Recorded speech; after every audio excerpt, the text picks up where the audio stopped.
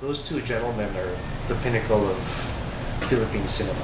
I mean, as a fan, right? So to have the opportunity to learn more about them, meet their collaborators, and just kind of get to know them in an intimate way, that was the biggest blessing, because I didn't have the opportunity to actually interact with them.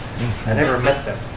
And so for me, the chance of this is your chance to get to know these people, which is why I feel compelled for things like this, because I want the younger guys, if I didn't get to meet them, how much more the younger generation, right? And my excitement was the same. So I feel like if the younger kids just knew how exciting these people were, and how important they are to our, not just art there, how important they are to our culture, our identity as Filipinos, especially in the modern Filipinos. It was so important. So I was so happy when concerned artists approach us, and even specifically with, I did not know. I learned so much about Bernal even just researching his involvement. So there were things that they opened up, the world to who these humans were. On a personal note, also, concerned art of the Philippines is really known for their activist, political, social commentary position in society, with this collective of visual artists, filmmakers, writers. So in a way, I think they also wanted us to direct the documentary because we were aware of the political layers, and to also look at Bernal in a very unique lens, which is not just as a filmmaker, as an artist, but also as an activist. Despite his very broad, parang persona, very loud, he has this very deep connection to society, the problems, the struggle.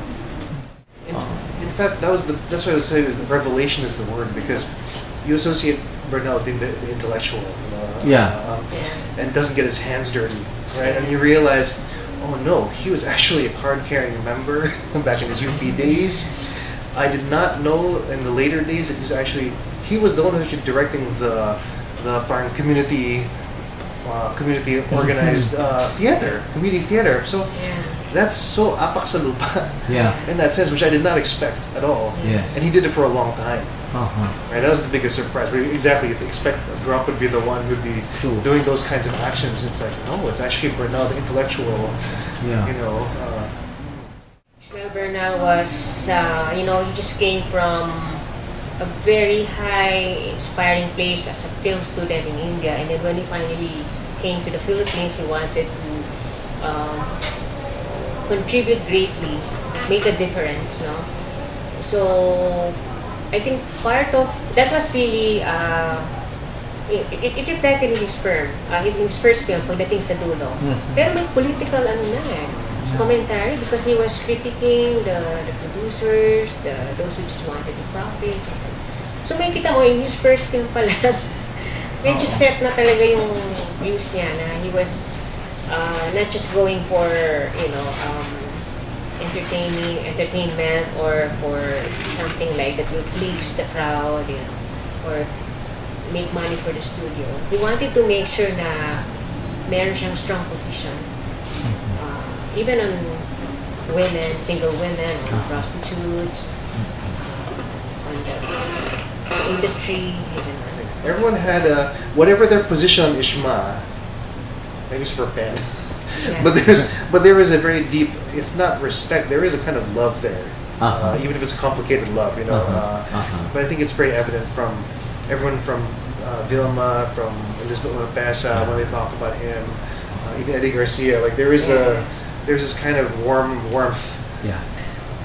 On a personal level, I was able to, if I can share, I was able to meet him when I just finished my first short film, Asong Simbahan.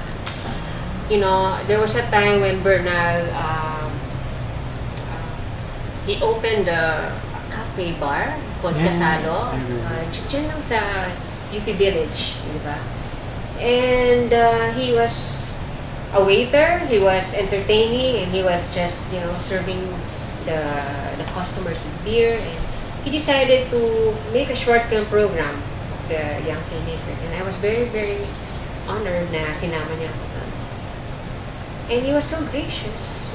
So that really touched me because for me, he was a giant. He was, and then suddenly he was there serving beer. He was wearing an apron, and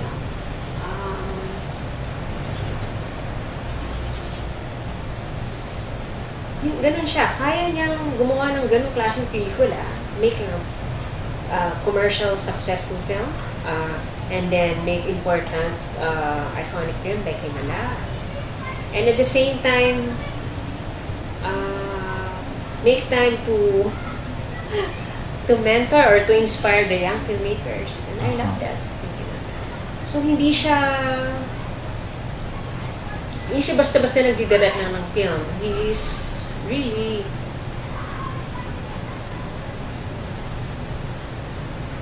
wala nang Bernal ngayon.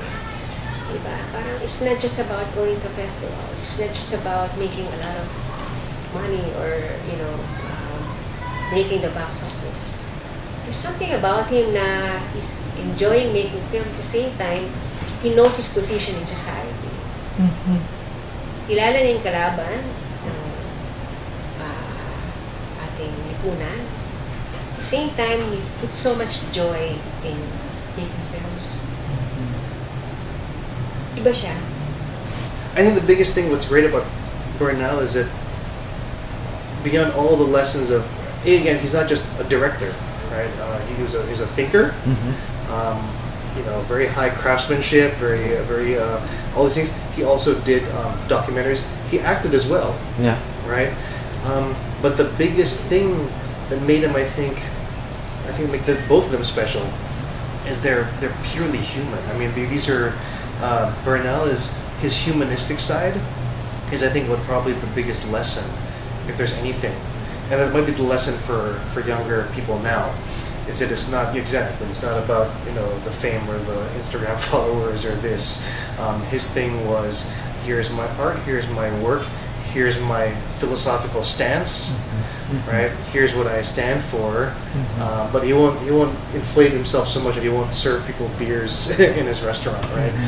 That kind of dichotomy is what kind of gives him a really kind of holistic picture as a human being.